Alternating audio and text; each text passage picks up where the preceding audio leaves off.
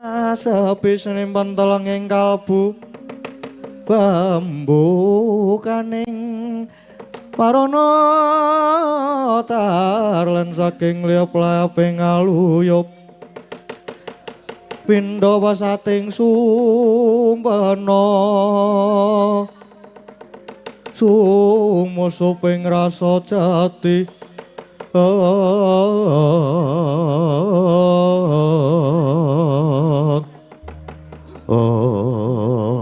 sinegak semanten ketika capo sajawining pendapi karang kadempel kelurah Petruk lan Bagong sami merupaki Raden Setyaki masangan makarya kaget kadara wekasan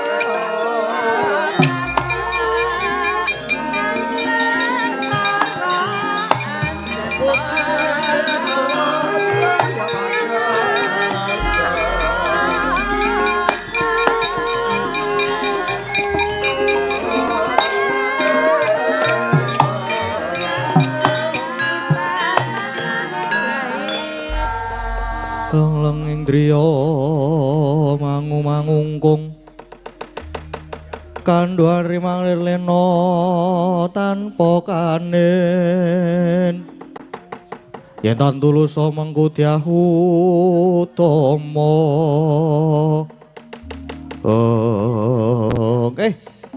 Ndara Setyaki rening kula wae wau dereng kober mbageke wilujeng to Den bakti kula katur nggih Den ya Witruk tak tampa lan pamujimu slamet tekaku ning kene bakti kula Gus, bakti kula Den. Yo, Bagong tak tampa. Petruk. Iki ngarep iki lak Anoman to? Nggih, Lurah. Slamet nggih. Pangestunipun wilujeng Lurah. Reneng aku mau ora melu nyaket. Wong nunggu ana jaba piye sing dadi dawuhe bapakmu. Monggo iki mah aku weruh Pendhita Durna Sajahe teka rene. Ana apa? Yen pancen gawe geger tak jangkai dhewe. Nggih sabar. Jangkah yo jangkah ning nggih sabar riyin Den. Ndara niki malah kebenaran banget.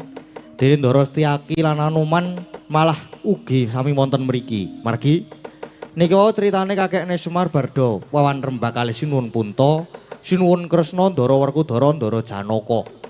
Pancen banjur ketekan Pendhita Durna sing surasane jare negara Ngastina lagi nandang pagebluk seranane kudu mboyong Bapak Semar. Ning bapak sajake wis krasa nek arep diboyong ning negara Ngastina ki mesti mung arep didadekke tumbal. Lan mung arep diajab patine. Nah, gandeng bapak ora gelem diboyong, Durna muring-muring. Diwangsuli kalih Bagong, gayeng padu rame pokoke. Nanti Durna ditendang karo Bagong. Ha to, Gong? Heeh. Betul. Mulane iki kula wani mencak-mencak mergo asline ya mung goleke gawean jenengan niku Ndara Setyaki. Dan Ndara Setyaki. Durna Sengkuni niku teng pundi mawon mesti nggawa Kurawa tur mesti gawe geger. Nyambut gawe dan lungguh sing prayoga tak ajari Kurawa.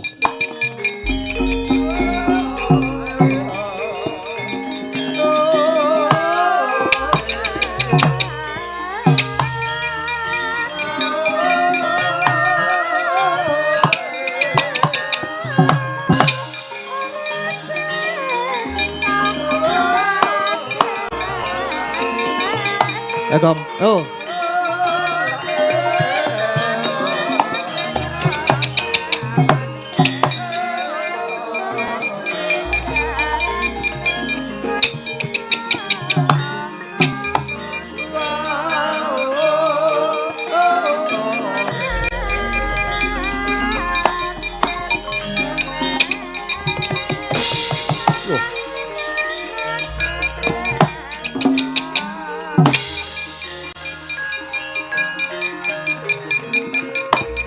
Wah.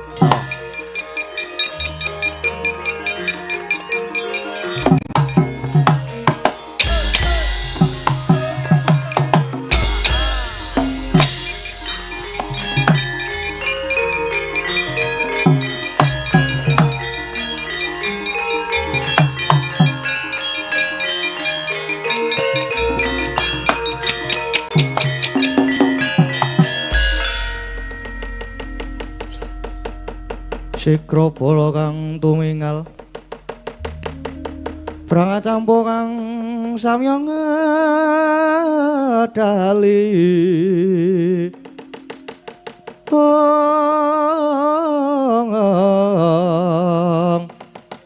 Leratir wilating koto Ngaladalah sing tak goleki Bagong ning iki sing methuke aku ra pangling Setyaki dasar para nyata. Ayo Karta Marmok parat. Sugal wuwusmu babamu. Papan Kurawa ning di papanmu gawe geger saiki. Di Bagong. Wani tamah karo Bapa Durna Semira. Bagong kon rene tak tugele gulune Bagong. Ora perlu ngepok Punakawan. Lan kowe arep gawe rusak Karang Kadempel. Setyaki sing saguh mbabati Kurawa babu. Ngemping loro nggih Japati wani ning aku abamu sing tau dene wah maju tiban tangan pecah siramu Sina pangedamu tak tebak dadamu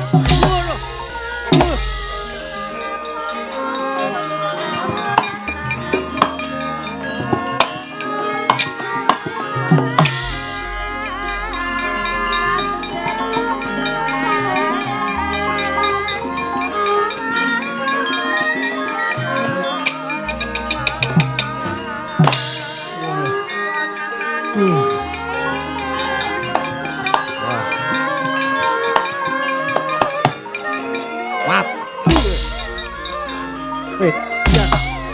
Kodir. Oh, ya.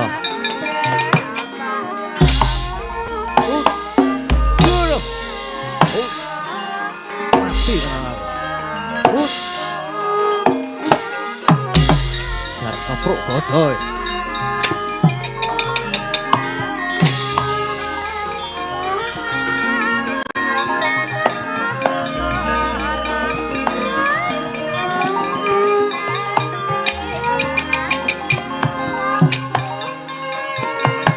Join, bro.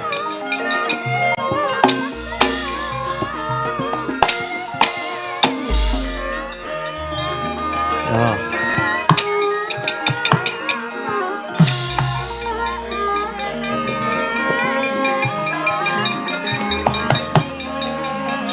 Asik.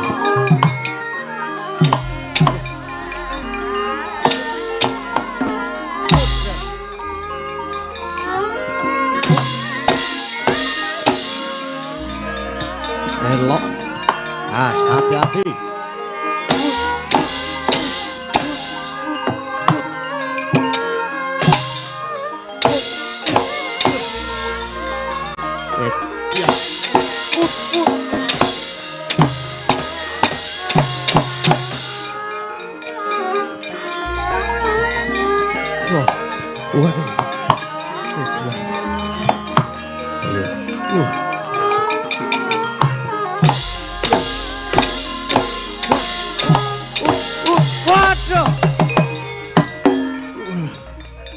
Waduh.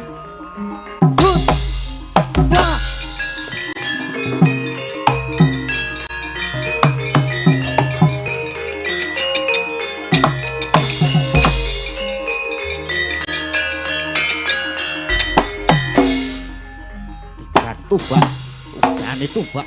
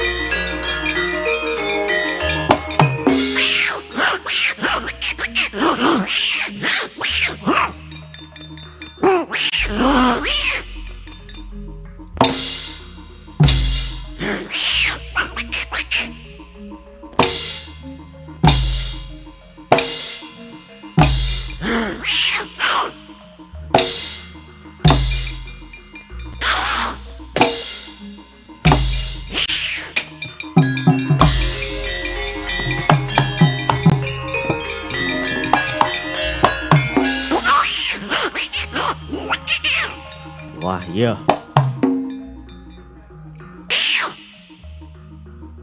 Tak terangtung.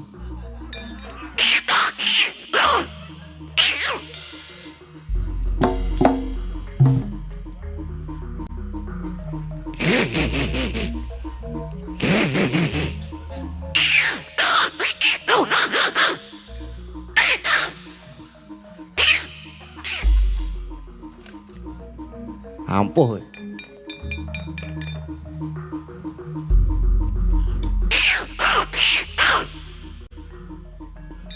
As joindo.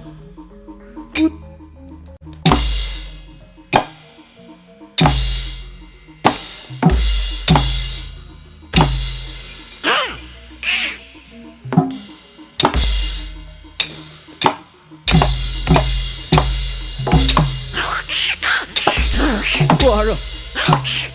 Waduh.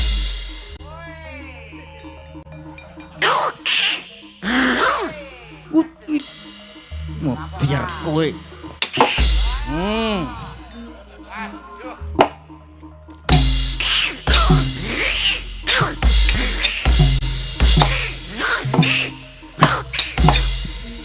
What?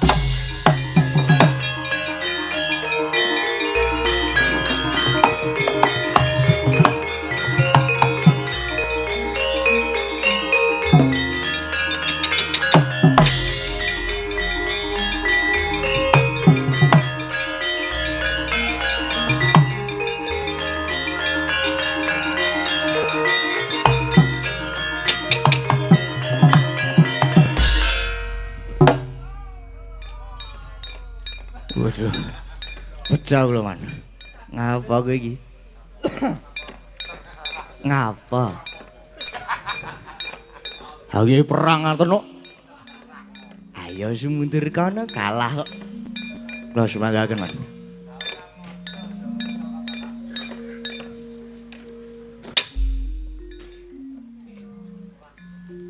Wah.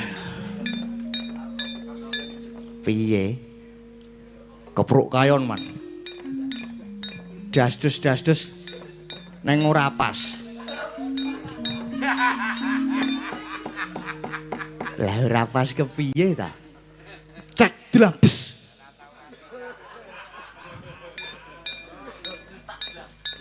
Ayo ora apa-apa karang kene latihan tekone hari H. Latihan ning hari H. Ha nggih. Kula semaken, Man. Dur sasana. Man. Yun, rene ya. Wis rasa nganggo alu babu. Ndak do bengok-bengok.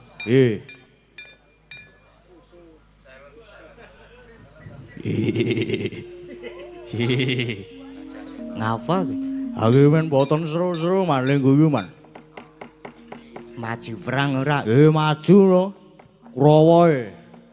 Atur sasana, Man. Ora maju perang ya ngisin-isinake ya. Iya.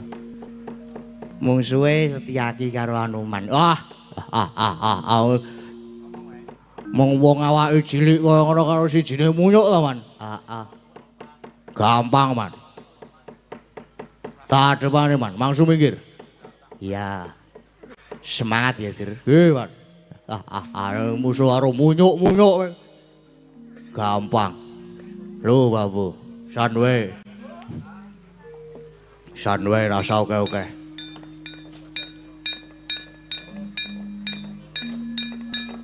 Wah.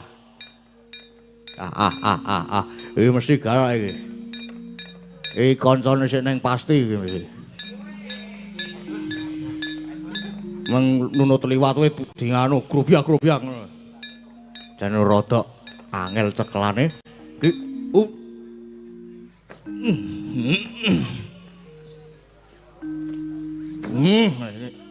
Ejar ampuh tenan iki. Ora tak telateni ora.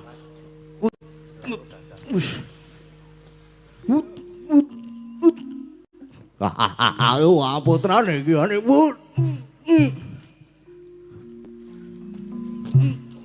Lho. Wale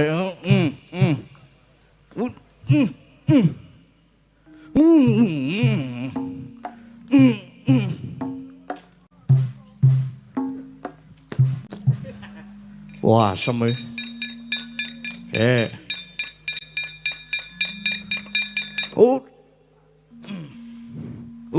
Putar. 1, 2, 3, 4, 5, 6.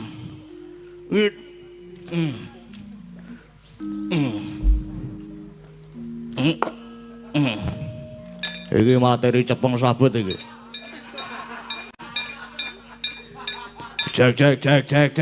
Cek. Ulap. Ini. Terus maju. Cek.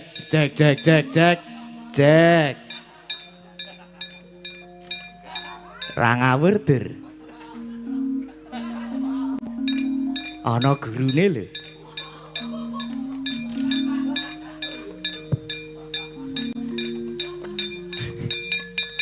Iki monyok angel tenan cekelane. Des ngono lho. Baleni.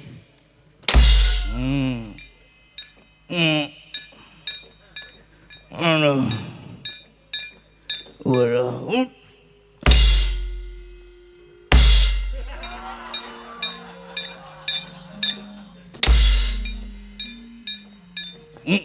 Waduh, mati saudaraku. Wah, sapi. Rada rene sithik. Wah, apik. Wah, to. Ora krasa ling amplone ora ana dhese iki. Iki meneh kene. Ki tes iki. Nek iki ra metu duwite, ra kaya wingi.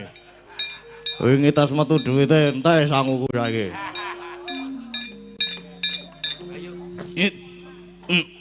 Cek cek cek cek. Cek cek. Ya. Aku kok krungu sak desan 100 mo ya. Waduh. Waduh mati aku.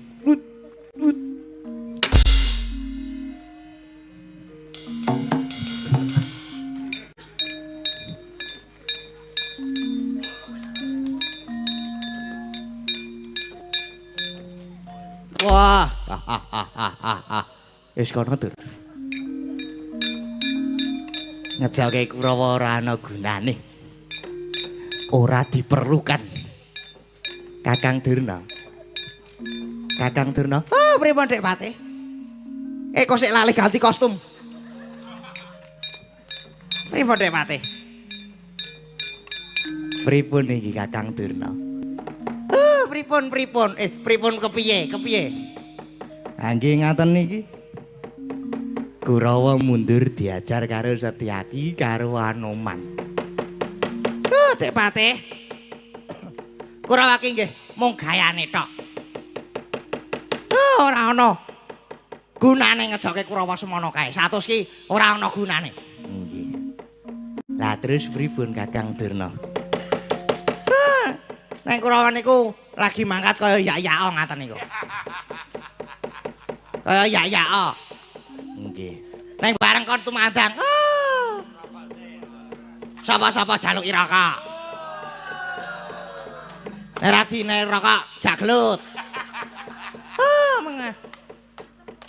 Ha iya. Nggih mboten napa-napa. Ora apa-apa piye tekor Dik Patih.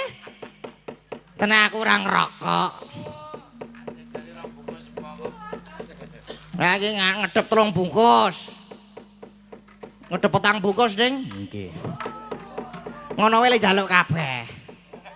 Dadi ra nggawa udut kang omah iki ra nggawa Dik Patih. Sinten niku? Citraksi. Pun mboten enten gunane Dik Patih, mboten enten gunane. Lah nggih. Lah terus niki pripun? Monggo jare sampeyan awake dhewe teka nang Karang Kadempel niki etok-etok arep boyong Semar. Ning jane mung arep ngrenah padine Semar. Merga Semar niku ya dianggep dadi kekuatane Pandhawa. Terus pripun? Dik Patih. Nggih. Kurawa Mang Dawi mundur.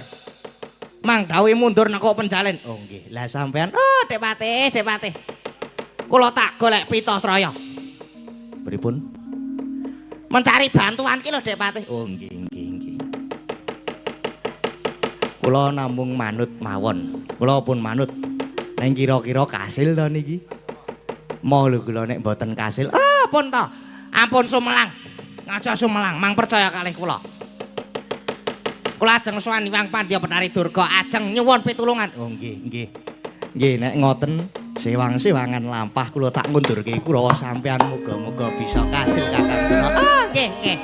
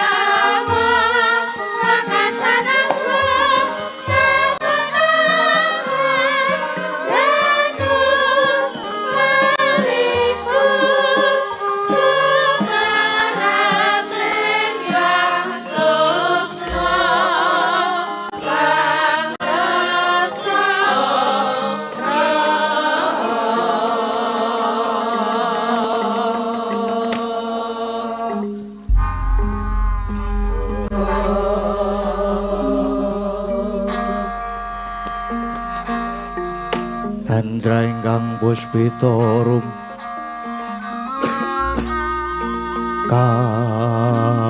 kasiring samira nomre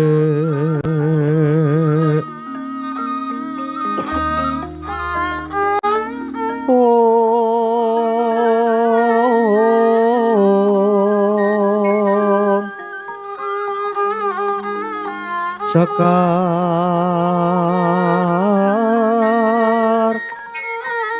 kadung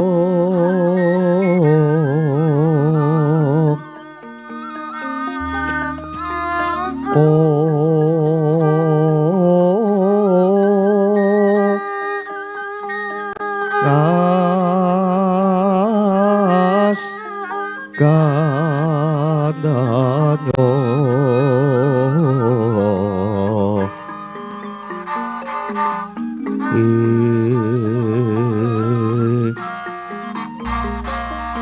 maweh raras retnaning driya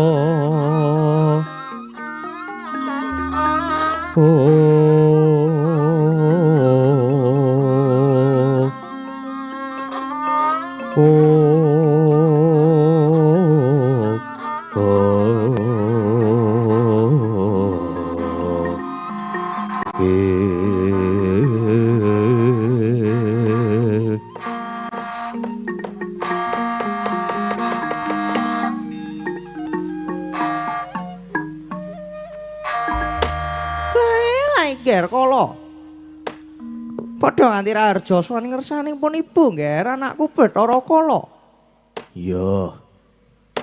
Mundi pangestune Ibu Betari lulus raharja sowanku bektiku katur Kanjeng Ibu Betari. Ya, tak tampa. Tak tampa karya bombong ing tias. Ing ora planging sowane Durna. Padha nganti Basuki Durna. Lole nggih. Inggih Pandya Betari.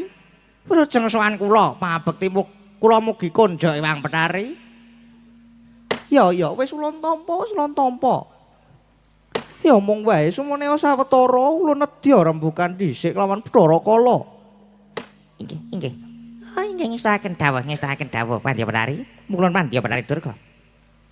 Kala Niris kok kaping maningalmu sajae kaya bakal ana darbe atur. Bakal darbe atur nanging semune kowe tidha. Ngora gage matura Kala. Ya Ibu Betari. Sing dadi wetenge atiku kuwi wiwit biyen aku lan Ibu Betari kuwi dipapanake ana pasetran Ganda Lumayit.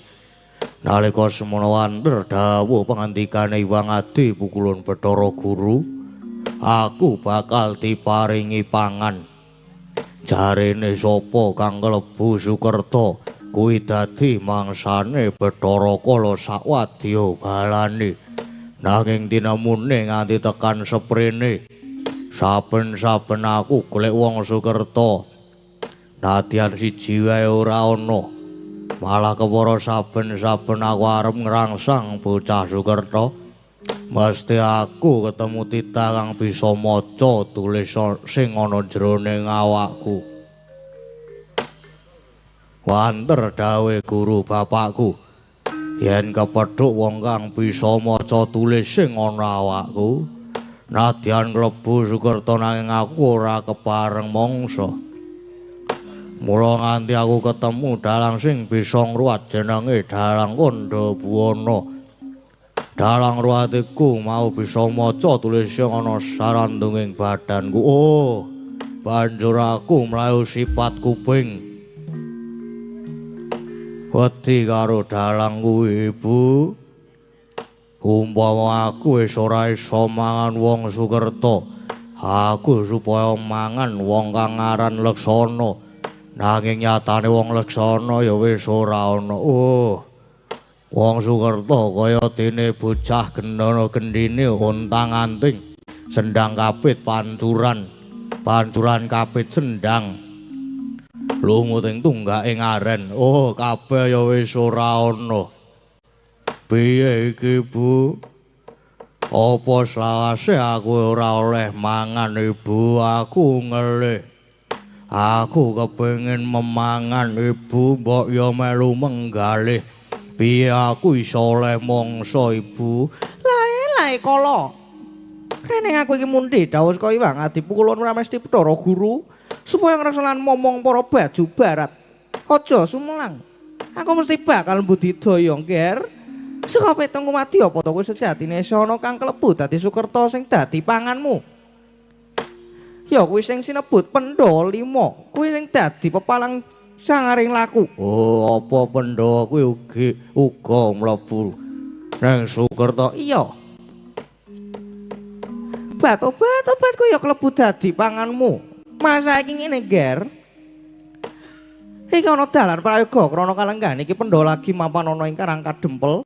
Bakal padha sabiyan tunggone Kakang Semar bakal mbangun desa Karang Kadempel. Mula prayogane kowe wae saiki njuju kok Karang Kadempel iki rigodha para Pendhawa nyabarake gegayuhane Kakang Semar kala. Jwangkang Rusra Sumbar Gatar-watar bumi kunjing Maludo kuntur ketuk Arjoko blai-blis lanat padha jeg-jegan. Ibu Brari kaya wis terwaca sing dadi dawuh pandhikane Ibu. Yen mangkono dina iki uga aku nedya budhal ana Karang Kadempel. Mung wae pangestune Ibu Betari sing tak suwun. Iya ya, Nger, kala sing pratno ati-ati ya, Nger, kala.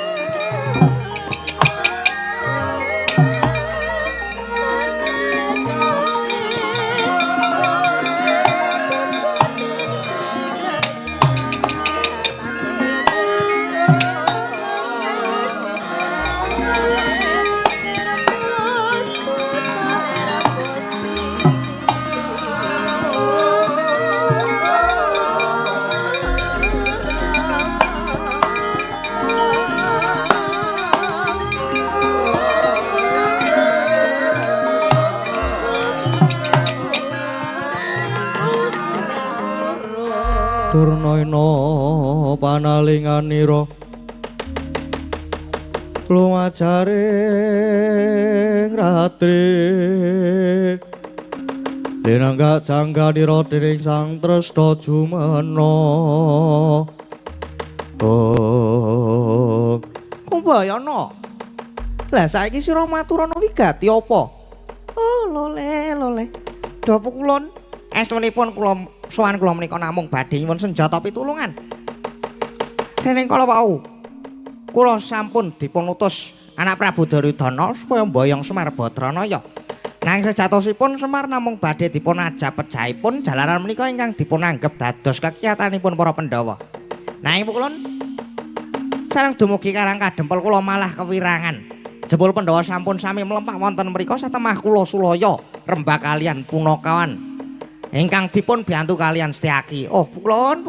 Oh, kula nyuwun senjata pitulungan Pukulon. Obat lain ya Durna ya. Jang kita wis mirang dhewe nggon ulun rembugan nglawan Bathara Kala iki. Yen ulun uga sedya ngiri godha lan nyabarake apa kang dadi gegayane Kakang Semar. Kamengkono aja sumelang. Ulun bakal paring pambiyantu. Waduh. Oh, matur sembah nuwun sanget. Lajeng keparingipun obat ya mengko sedya tarik kada ya Jaramaya.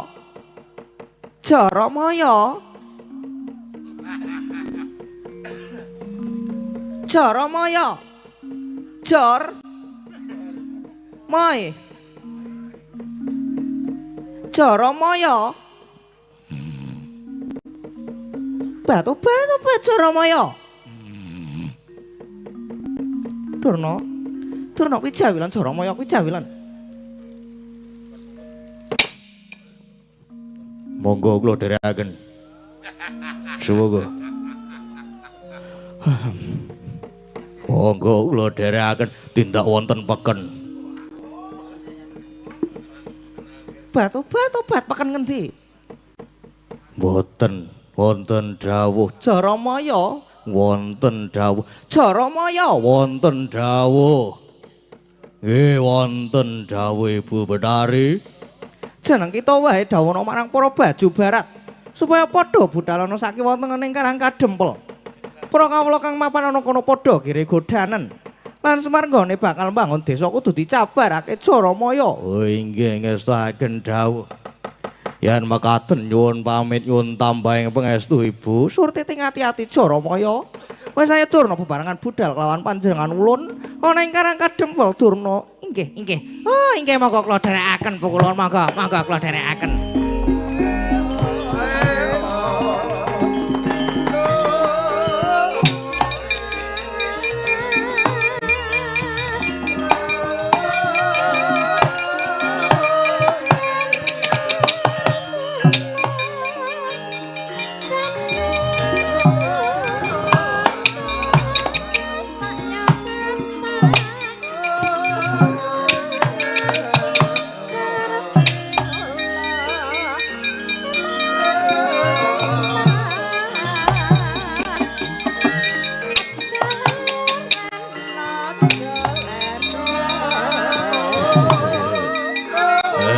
Ayo padha budal.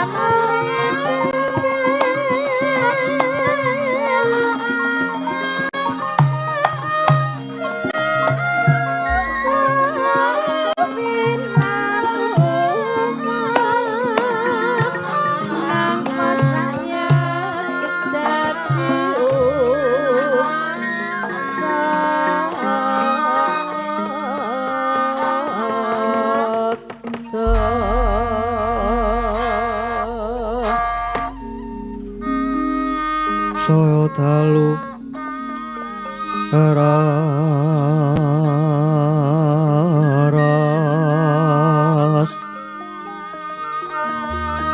apyara sorot lintang ganggu wedap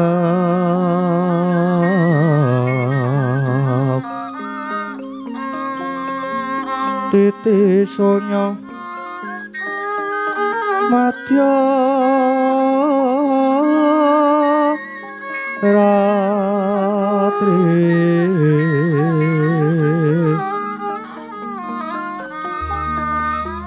lumrang kandaning pus pita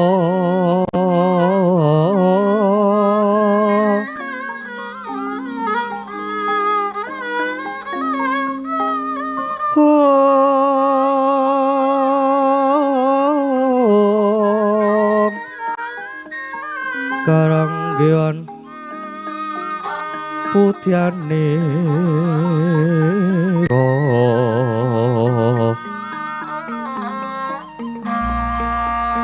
sang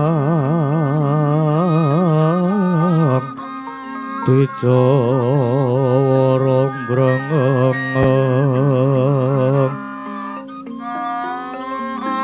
lir swaraning madu bronto manungsung sarining ngembang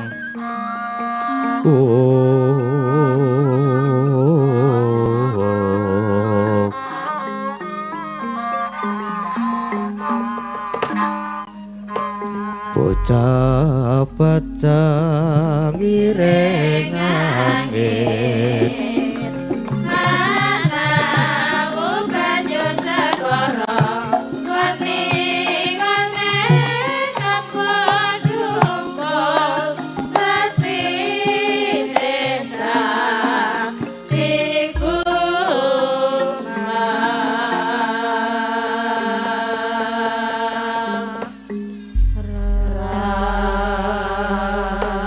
sireping sang ngarako gumantos sing dalu jroning ratri dereng wonten ingkang kacarita amung sang hyang pertangga pati ingkang jumedhul saking Brangwetan nadyan kalengan megarsa gunung-gunung parandene bisa merbawani jagat raya dupi tatas ing kamantian dewasane nengna wau kawusa wancinimus ngancik gara-gara Sukramengkara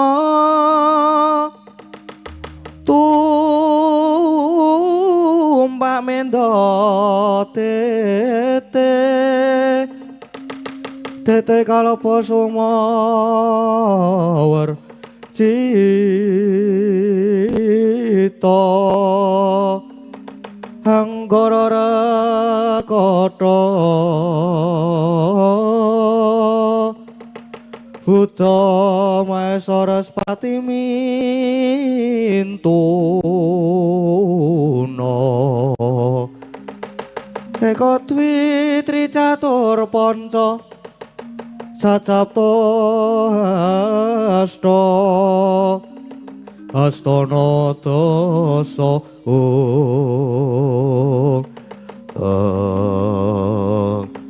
Goro-goro apa to pertandane goro-goro? Goro-goro ing jagating pakliran saking namung ngurmati mijilira parepet punakawan. Ki Lurah Sumargaring Petruk semauna ki Lurah Bagong. Ingkang sami kegojekan madyaning ora romba alon arire.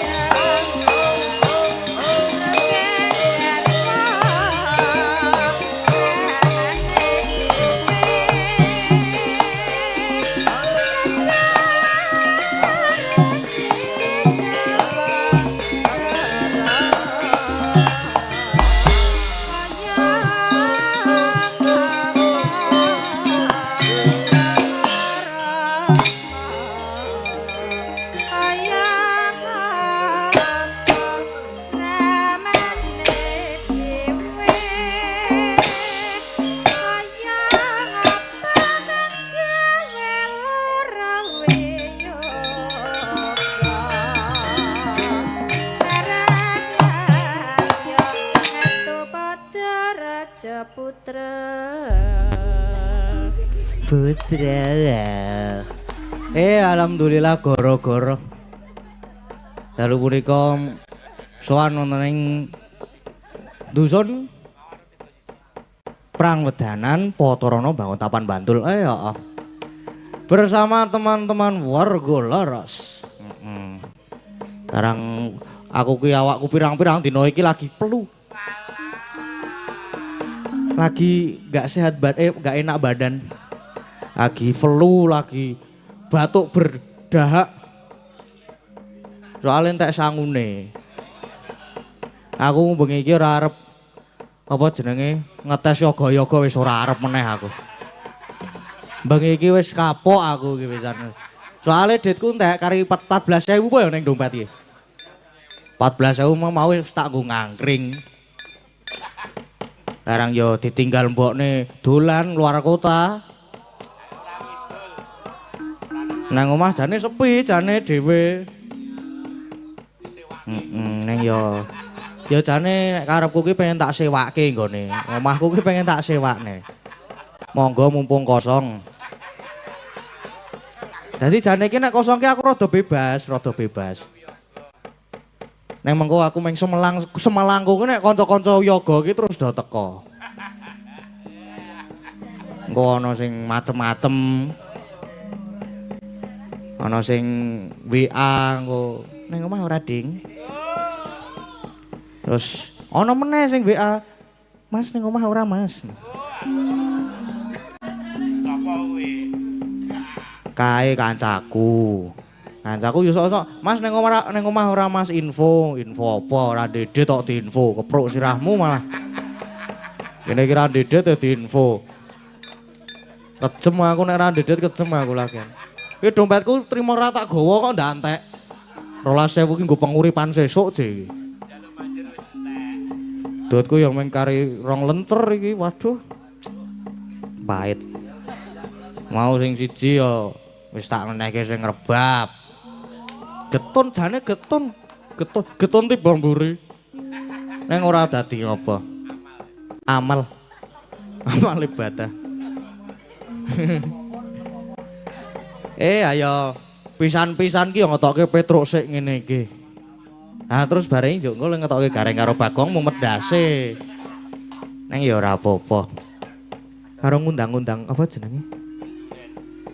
Iki oh iya aku urung ngaturke acarane iki. Senajan mau wis diaturke ning Limbukan ngono. Ning iki acara memperingati 13 tahun Undang-Undang Keistimewaan DIY tingkat Kabupaten Bantul. Dan juga Merti Dusun. Lho nanggap wayang. Besok tahun depan nanggap Om Gesuan. Genti tak jaluki. DP-ne sing tak jaluk. Aku wis dendam aku tekan saiki jane iki. Jane DP-ku ki kena dienggo seneng-seneng kena dienggo nginfo mau kae kok manggo tuku wayang. Ora tekan gone. Ngono ya Mbak Ayu ya meng meneng wae ora WA. Mbok lapor-lapor ngono lho. Ngono dadi engko kira-kira kapan le wayangan potong gajine.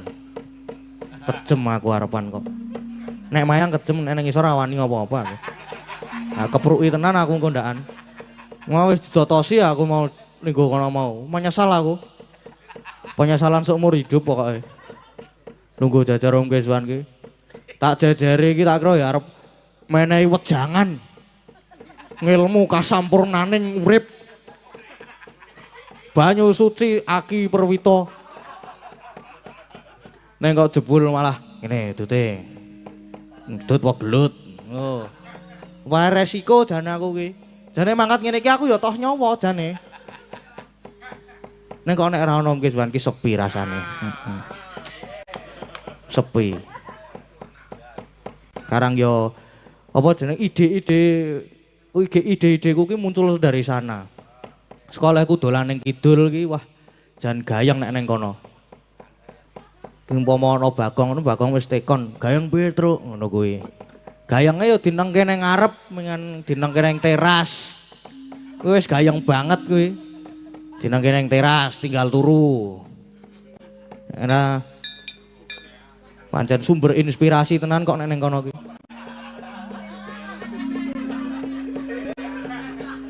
Apa meneh pas dodok karo udut ki, wah. Inspirasiku ki Om Keswan.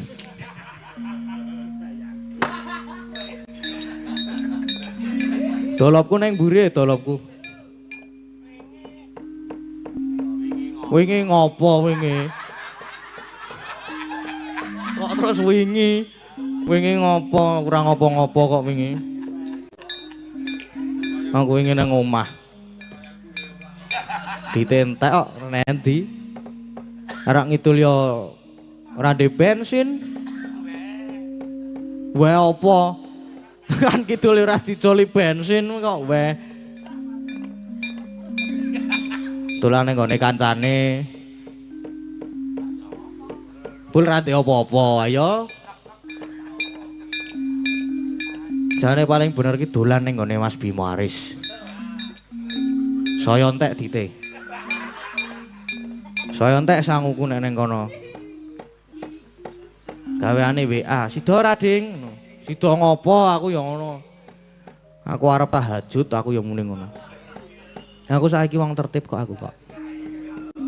Tertib lalu lintas maksudnya. Aku jane ket mungkin golek nganu lho, apa jenenge? Golek inspirasi iki lewat dongkelan. Ora iki yo. Bengi iki kok apa iki mau?